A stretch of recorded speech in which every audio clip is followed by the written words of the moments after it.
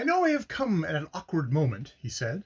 "I always do. It is my particular misfortune. Well-bred people never intrude where they are not wanted, and in this particular I'm afraid my manners leave much to be desired. Try to forgive me if you can, for the sake of this," and he held out a letter addressed to me in my friend Carrington's familiar handwriting, "and permit me to sit down while you read my credentials." He took a chair and seated himself. I observed his handsome face and easy attitude with renewed admiration. "No credentials are necessary," I said, with all the cordiality I now really felt. "I have already had a letter from Carrington in which he speaks of you in the highest and most grateful terms.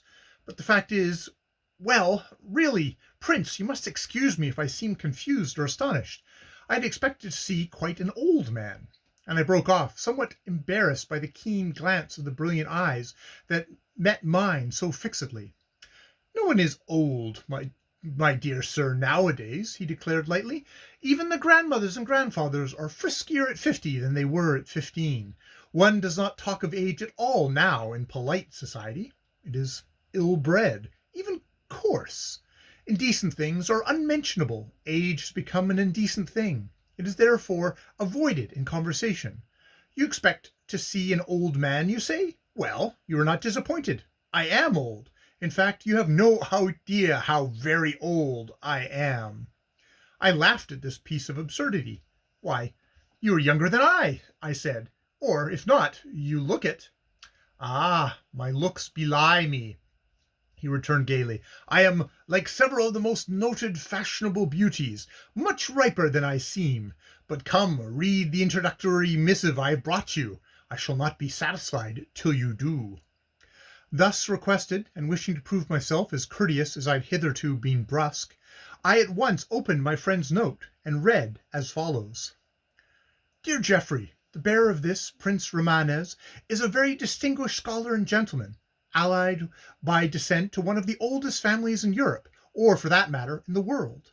You, as a student and lover of ancient history, will be interested to know that his ancestors were originally princes of Chaldea, who afterwards settled in Tyre.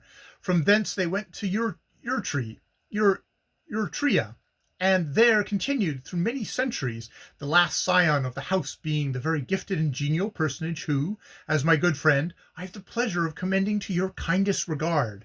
Certain troublous and overpowering circumstances have forced him into exile from his native province, and deprived him of the great part of his possessions, so that he is, to a considerable extent, a wanderer on the face of the earth, and has travelled far and seen much, and has a wide experience of men and things. He is a poet and musician of great skill, and though he occupies himself with the arts solely for his own amusement, I think you will find his practical knowledge of literary matters eminently useful to you in your difficult career. I must not forget to add that in all matters scientific he is an absolute master. Wishing you both a cordial friendship, I am, dear Geoffrey, yours sincerely, John Carrington."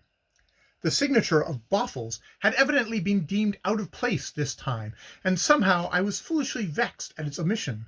There seemed to be something formal and stiff in this letter, almost as if it had been written to dictation and under pressure. What gave me this idea I know not. I glanced furtively at my silent companion. He caught my stray look, and returned it with a curiously grave fixity. Fearing lest my momentary vague distrust of him had been reflected in my eyes, I made haste to speak. "This letter, Prince, adds to my shame and regret that I should have greet you in so churlish a manner this evening. No apology can condone my rudeness, but you cannot imagine how mortified I felt, and still feel, to be compelled to receive you in this miserable den. It is not at all the sort of place in which I should have liked to welcome you." And I broke off with a renewed sense of irritation, remembering how actually rich I now was, and that in spite of this I was obliged to seem poor. Meanwhile the prince waved aside my remarks with a light gesture of his hand. "Why be mortified?" he demanded. "Rather be proud that you can dispense with the vulgar appurtenance of luxury. Genius thrives in a garret and dies in a palace. Is not that the general accepted theory?" "A rather worn-out and mistaken one, I consider," I replied. "Genius might like to try the effect of a palace for once. It usually dies of starvation." "True, but in thus dying, think how many fools it afterwards fattens. There is an all-wise providence in this, my dear sir. Schubert perished of want, but see what large profits all the music publishers have made since out of his compositions. It is a most beautiful dispensation of nature that honest folk should be sacrificed in order to provide for the sustenance of knaves. He laughed, and I looked at him in a little surprise. His remark touched so near my own opinions that I wondered whether he were in jest or earnest. You speak sarcastically, of course, I said. You do not really believe what you say? Oh, I do not, he returned, with a flash of his fine eyes that was almost lightning-like in its intensity. If I could not believe the teachings of my own experience, what would be left to me? I always realize the needs must of things. How does the old maxim go? Needs must when the devil drives. There is really no possible contradiction to offer to the accuracy of that statement.